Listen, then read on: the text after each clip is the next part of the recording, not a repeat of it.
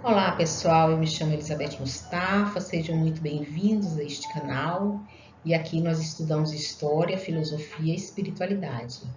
E hoje nós vamos trazer um pouco do contexto histórico, filosófico e espiritual da história da Branca de Neve, porque sabemos que as fábulas baseadas nos contos populares trazem grandes lições espirituais e morais.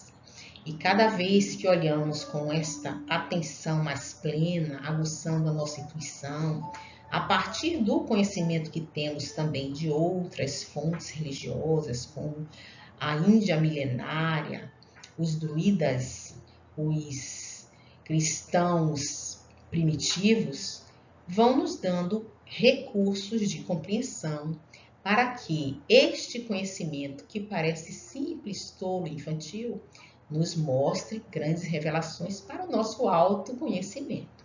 Então, vamos falar aqui da Branca de Neve, sempre com esse contexto de perceber que as grandes histórias da Europa nascente, da Europa medieval, vão nos mostrar que são decorrentes da expansão dos árias, que surgiram lá no Vale do Pamir, se estenderam por toda a Europa e também caminharam pela Índia milenária.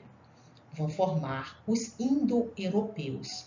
É por isso que trazem referências também místicas da Índia, dos alquimistas, dos druidas, dos povos que viveram ali no período da Idade Média e que em determinado momento essas histórias poderiam se perder, mas foram resgatadas pelos irmãos Grimm. Os irmãos Grimm viveram na Europa do século XVIII, atual Alemanha. E nós vamos perceber que este período é um período de grande expansão do racionalismo, que vai desaguar no iluminismo francês e na enciclopédia. Porém, o pensamento racionalista negava tudo que vinha da Idade Média como se fosse algo ruim. Por isso ela é chamado antigo regime, que deveria ser combatido. E os irmãos Grimm fazem um compilado da história oral, cantado pelos menestréis, divulgado pelos teatros, mambembes que passam por todos os feudos levando essas histórias populares e fazem com este compilado várias histórias infantis que nós já conhecemos, porque tivemos uma infância repleta desses contos.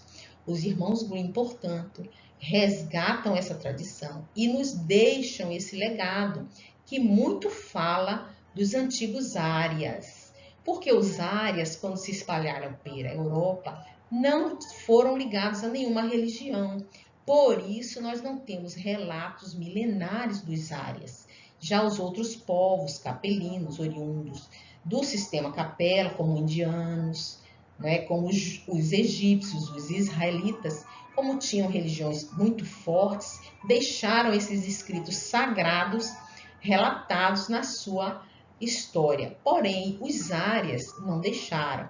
Então, as histórias dos irmãos Grimm são também um resgate deste povo europeu que viveu na Idade Média e que nós vamos perceber traços profundos de uma espiritualidade muito importante para a gente. Os irmãos Grimm deixaram um legado tão grande que suas histórias tiveram várias versões. Nós vamos observar essas imagens de outras versões dos irmãos Grimm.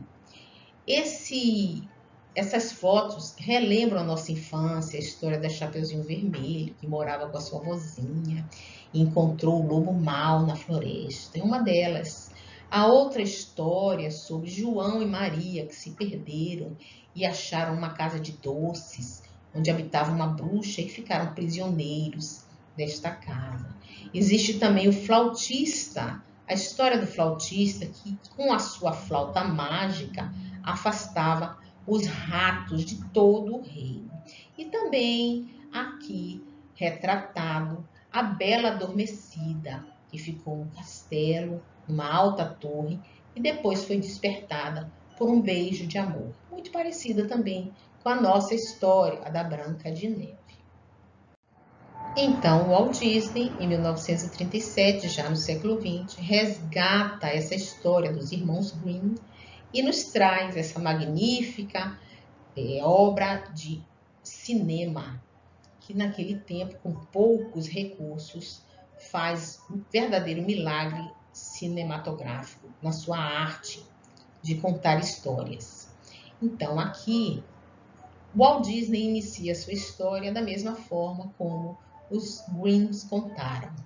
Os irmãos Grimm baseavam a sua história em uma história verdadeira de uma baronesa que viveu no seu tempo, no século XVIII. Inclusive, existe um museu que está lá registrado num castelo onde essa baronesa viveu. Aqui, na história da Branca de Neve por Disney, ele inicia contando que a mãe de Branca de Neve, uma rainha, bordava sentada na janela, próximo ao local onde caía muita neve, e a neve se acumulava nas frestas da janela, perto da madeira escura de ébano. Num determinado momento, por descuido, ela furou o dedo, deixando uma gota de sangue cair sobre a neve no canto da janela. E achou tão linda aquelas cores ali misturadas e pensou consigo mesma: que bom seria se eu tivesse uma filha branca como a neve, rosada, com os lábios vermelhos como sangue e seus cabelos negros como ébano. E foi então que Branca de Neve, depois de um tempo, nasceu com essas características. E a mãe, lembrando desse momento, colocou seu nome de Branca de Neve. Vale lembrar que nós estamos aqui fazendo uma reflexão espiritual. Então, falar do inverno é falar das estações do ano, das 4 estações do ano, onde o inverno é o encerramento de um ciclo. E também vamos lembrar que as 3 cores, negro, vermelho e branco, lembram as referências dos alquimistas e que lá na frente nós vamos perceber fazem também uma referência à magia branca, à magia negra e à magia vermelha.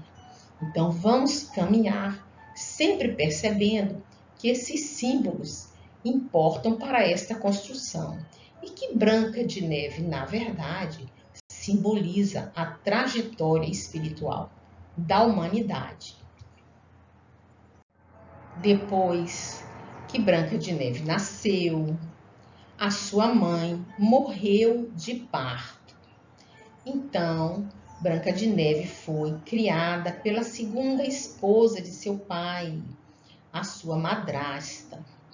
A madrasta de Branca de Neve era de uma beleza incomum e tinha muita vaidade e muito orgulho. Percebam aqui também a questão de um ciclo. Quando a mãe morre, os seus ancestrais fecham esse ciclo e ela começa um novo momento com o esquecimento do passado. É como se o passado ficasse para trás e o futuro se desdobrasse na figura desta nova vida que traz aqui o emblema da nova madrasta de Branca de Neve. Essa madrasta, a referência da madrasta, está muito ligada ao tempo que passa.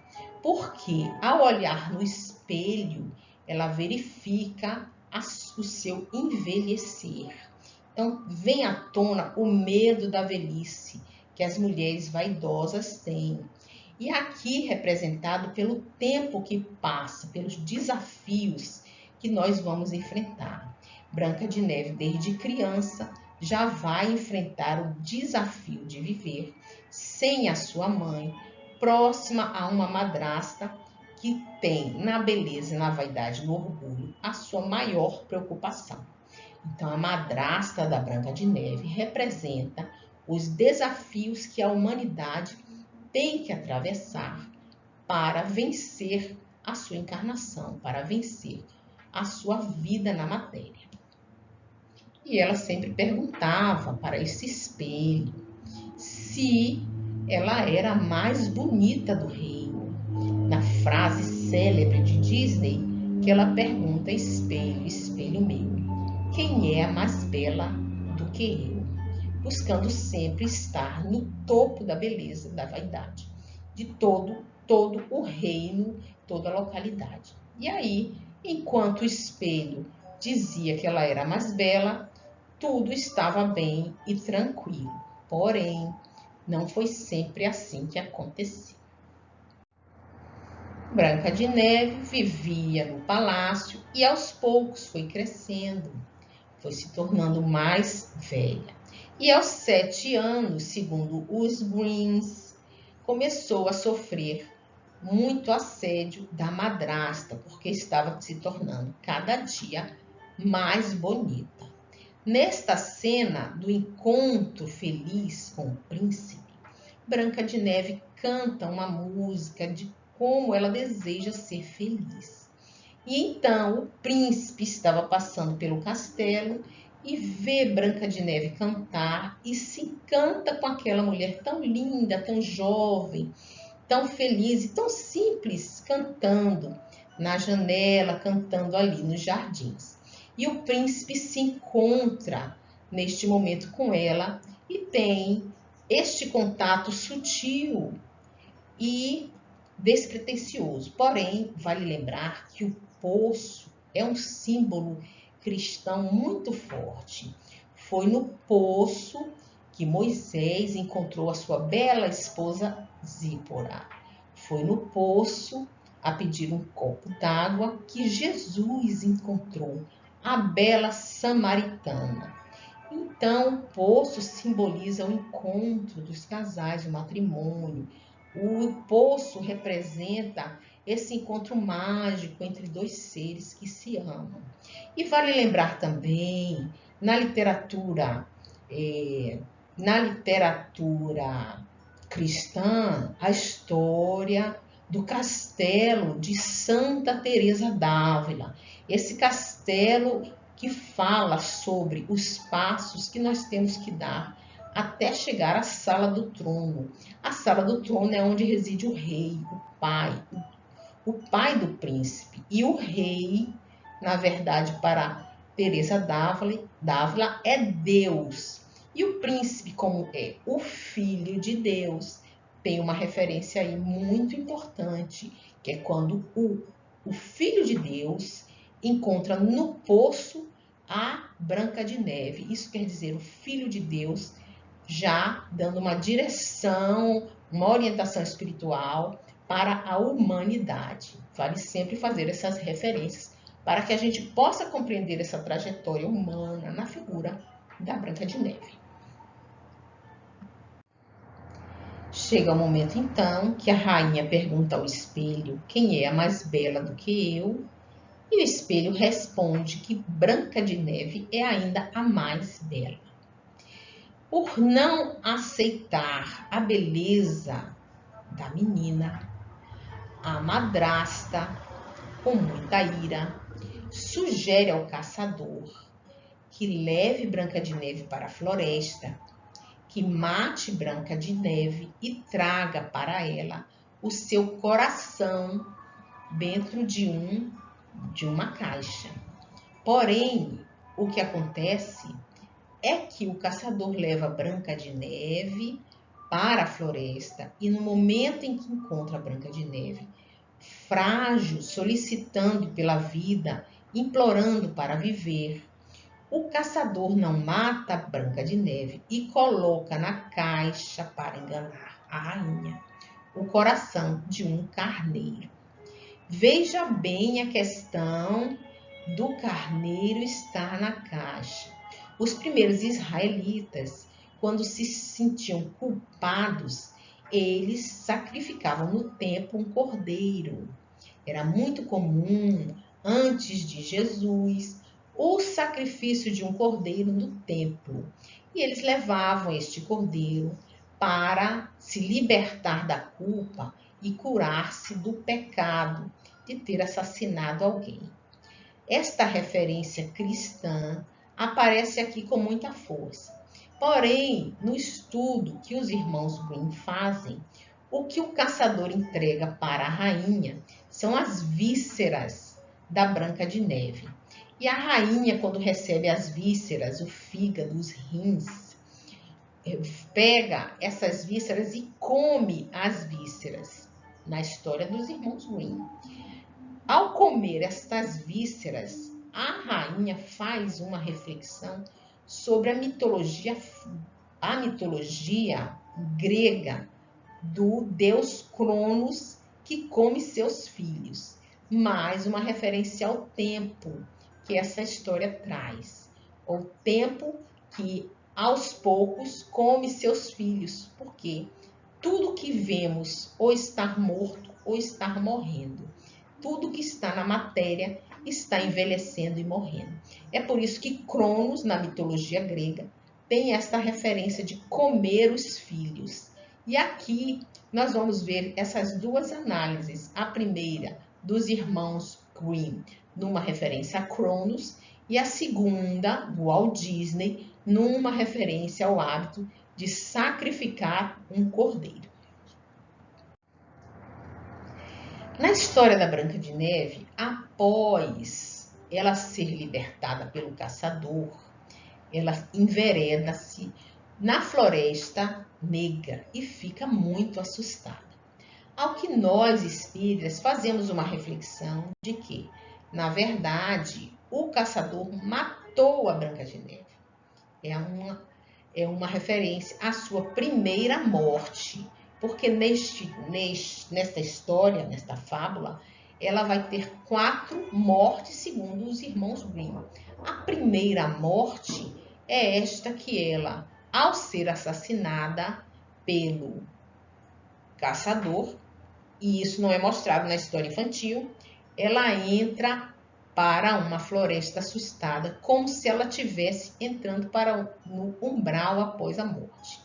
Nessa primeira morte que nós vamos considerar aqui, Branca de Neve vai para um local de escuridão, porque as pessoas que desencarnam de uma forma violenta, muitas vezes ficam confusas, e aí se percebe num local de escuridão e dor, mesmo porque o seu perispírito, que ainda não está pronto para seguir o seu caminho espiritual de forma tranquila, termina por ter que atravessar o umbral, assim como foi mostrado por André Luiz no seu livro Nosso Lar. Então, neste momento, ela está assustada na floresta e no texto descreve que existem ali monstros dos quais ela está muito assustada, mas os monstros não fazem nada com ela, é apenas uma dimensão do medo dela em estar ali naquela floresta. Mas aos poucos ela, cansada, adormece, se entrega no sono profundo e aí a sua mente se acalma e ela então sai deste pesadelo. Ao acordar, ela percebe os bichinhos da floresta, que na verdade se tratava deles escondidos atrás das árvores durante a noite, e ela percebe que não fazem medo algum. Neste momento, ela se vê nessa floresta encantada, como se a Floresta Negra se transformasse na Floresta Encantada. Para nós espíritas, é o momento em que ela é acolhida nas colônias espirituais que existem em torno do planeta Terra. Esta colônia foi citada, a colônia de Nosso Lar é uma colônia citada no livro de André Luiz, mas que nós sabemos que existem várias colônias espirituais de acolhimento às almas que desencarnam. Então, nesse momento, ela está na Floresta Encantada, em contato com os elementares da floresta, aqueles que são compreendidos como fadas e doentes, mas que são espíritos de luz iluminados ali, a conduzir aqueles que precisam de acolhimento. E a casinha que ela encontra, porque é levada pelos bichinhos, pelos elementares, pelos espíritos iluminados, até a casinha, que é a casa dos 7 anões, que aqui, para nós, é representada pelo um novo momento, uma nova encarnação. E a casinha representa, na verdade, o corpo físico, que é uma casa para que ela possa sobreviver, viver e aprender uma nova lição de vida na sua evolução. O texto descreve que quando Branca de Neve entra na casinha, a casinha ainda está vazia. E que esta casinha, existem ali vários objetos pequenininhos, cadeiras pequenas, mesa pequena, com pratinhos pequenos e copinhos pequenos, em que em cada prato existe uma sopinha ao lado de um pedaço de pão e um copinho de vinho. E ela está com muita fome, então ela entra para não comer o alimento do outro.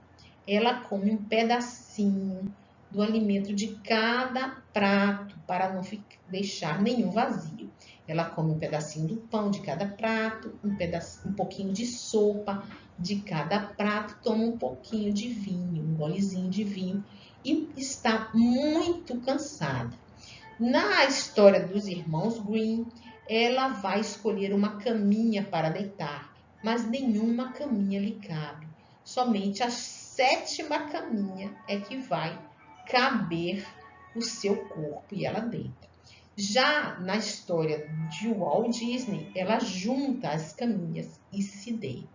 Então vamos perceber também uma referência ao número 7, uma referência simbólica de grande construção espiritual, porque o número 7, assim como o número 3 e o número 4, que somados 3 e 4 dá 7, é um número espiritual profundo. O número 7, nós vamos ver que são os 7 chakras que estão no nosso corpo físico, e no corpo astral e no corpo físico. Nós vamos perceber que 7 são os dias da semana, que marcam o ciclo semanal. 7 são os pedidos que nós fazemos no Pai Nosso, não é? E o número 7 é referência de muitas questões espirituais. O número 3 também, porque 3 fala da Trindade. O 3 fala da ressurreição de Cristo a partir do 3º dia, não é? E o 4 fala da transição lunar, fala das estações do ano, como nós começamos a comentar. Então, todas essas referências desta história da Branca de Neve vai nos reportar a questão dos ciclos. E nesse momento ela está vivendo um novo ciclo. Quando ela está dormindo, entram, então, voltando do trabalho, os 7 anões. Os 7 anões são aí uma referência também a esse despertar espiritual que ela vai aqui adquirir o corpo físico, porque no corpo físico existem os 7 chakras, cada um dos quais representado pelos anões. Nessa foto que nós vemos ela trabalhando, é uma referência também à iniciação espiritual, um novo momento de iniciação espiritual, porque toda iniciação espiritual se inicia com a lição da humildade. Quando ela encontra os anões, eles ficam muito resistentes em deixá-la ficar na sua casinha, porque depois que ela conta que está fugindo da rainha, eles ficam com muito medo de deixá-la ali, porque a rainha pode persegui-los. Então, num diálogo muito alegre, ela termina por convencê-los a ficar e diz que vai lavar, passar, cuidar da comida, fazer tortas para eles. E eles ficam muito alegres, muito contentes e aceitam a sua presença. E ela, então, passa a cuidar da casa para os anões. Sempre que nós estamos num estado de sofrimento, no estado de dor, é ali, neste momento, que encontramos os nossos melhores amigos. E nesse momento, para a Branca de Neve, este encontro é muito importante. Vale lembrar aqui como é importante essa referência dos 7 anões para a compreensão espiritual, dessa transitoriedade espiritual, desse desenvolver espiritual da humanidade. Os anões representam os chakras do nosso corpo físico, como eu já falei para vocês. Cada um aqui representado, não é? O Dunga, o Atim, Soneca, o sábio, o alegre, feliz, não é? O zangado, o mestre, todos eles trazem características propícias àquele chakra de referência. Então, o mestre está aqui representando o chakra coronário, que é aquele que orienta todos os outros. E aí nós vamos ver cada um representando esses chakras na sua sensibilidade, na sua forma de ser. Uns mais alegres, outros mais tristes, outro com sono, mostrando aqui que quando o chakra não está em harmonia, ele vai deixar marcas emocionais na nossa psique. E vale também lembrar que os anões são mineradores, são mineiros que tiram da mina a pedra bruta do diamante. E o diamante representa esse desenvolvimento espiritual, já que no diamante é preciso lapidar para que ele brilhe, para que ele traga a luz que todo diamante burilado vai trazer, numa referência à necessidade de fazermos a nossa reforma íntima, porque todos nós somos como diamantes embrutecidos, mas que precisamos burilar a nossa alma, transformando vícios em virtudes, para brilhar a nossa luz, como Jesus nos ensinou: fazer brilhar a vossa luz. Branca de Neve, então, passa a viver entre os anões e eles, toda vez, vão trabalhar e ela fica sozinha em casa, cuidando da casa, fazendo almoço, lavando roupas, solitária. E a essa altura, a sua madrasta já sabe que Branca de Neve vive entre os anões, porque já perguntou novamente ao espelho, e o espelho, que representa a sua consciência, é aquele que nunca mente. E o espelho disse à madrasta que ela não era a mais linda, porque a mais linda vivia na floresta, entre os anões. Sempre lembrando também que entre o palácio e a casa dos anões existem 7 colinas, mais uma referência aos 7. Então a madrasta prepara-lhe uma outra morte. E neste caso, a história dos Greens relatam mais 3 mortes. A primeira foi aquela que o caçador entrega o coração do cordeiro para a rainha, que simboliza a primeira morte da Branca de Neve, ou seja, da humanidade.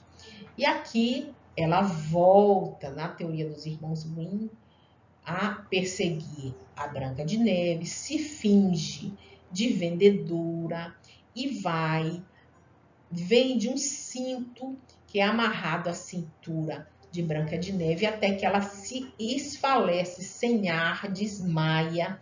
E aí, ainda há tempo, os anões retornam, folgando a cintura de Branca de Neve, e ela volta, ela retorna, ela não morre, ela apenas desmaia.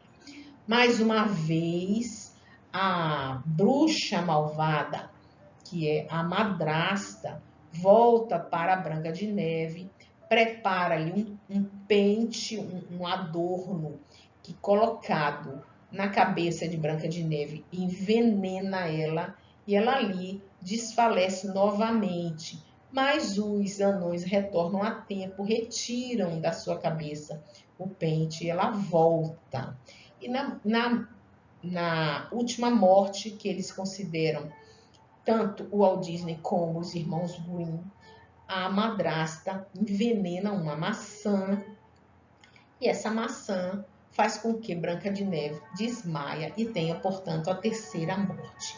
Então, nesse relato dos irmãos Grimm, de mais 3 mortes, a gente vai perceber que ele faz uma referência às reencarnações, às várias vidas que a humanidade tem que passar para conseguir burilar a sua alma e então entrar no castelo do rei, que é a verdadeira morada de Deus, no relato da Santa Teresa d'Ávila. Veja essa tessitura de dados que nós estamos fazendo, sempre a lembrar que essa tessitura já é uma referência do primeiro quadro, que fala da mãe descendo ali perto da janela. Essa tessitura como se tivesse ali um padrão dessa humanidade que atravessa e que existem uma norma, uma lei, uma regra que acompanha toda a humanidade. Então aqui as 3 mortes representando as várias reencarnações, mostrando toda vez que ela morre, a morte ela não existe na verdade, é uma morte, é uma falsa morte, é uma morte apenas aparente e que nós vamos ver nessa trajetória aqui, dando essa referência, né, milenar da Índia e de tantos povos que também acreditavam na reencarnação. Os anões, ao encontrarem a Branca de Neve desfalecida, não conseguem acordá-la e fazem então um túmulo de cristal e colocam na floresta para ser velada a sua amiga querida, que ali está desfalecida. Então, na retórica de Walt Disney, ela é despertada com um beijo de amor pelo príncipe. E então, levada ao castelo do rei, como a mostrar que após todos os seus desafios, os seus processos evolutivos e espirituais, enfim, ela encontra o castelo do rei, que é a verdadeira morada de Deus, como descrito por Teresa d'Ávila, essa santa tão importante para a igreja que nos traz essa linda história do castelo, que nós vamos fazer um vídeo especial para ela no momento oportuno. Então eu deixo você aqui com essas reflexões. Se você gostou do vídeo, curte, compartilha, deixa seus comentários para que eu possa crescer com você. E se você discordou de alguma colocação que fizemos, não se preocupe, fiquem à vontade para comentar, porque longe de mim está querer encerrar toda a verdade. Esta é apenas uma reflexão que eu trago para que a gente possa somar aos nossos conhecimentos, na certeza de que esse simbolismo faz parte deste aguçar o nosso olhar a fim de despertarmos mais a intuição, porque a razão pura não dá conta de compreender as grandes verdades espirituais da humanidade. Muito obrigado e até mais.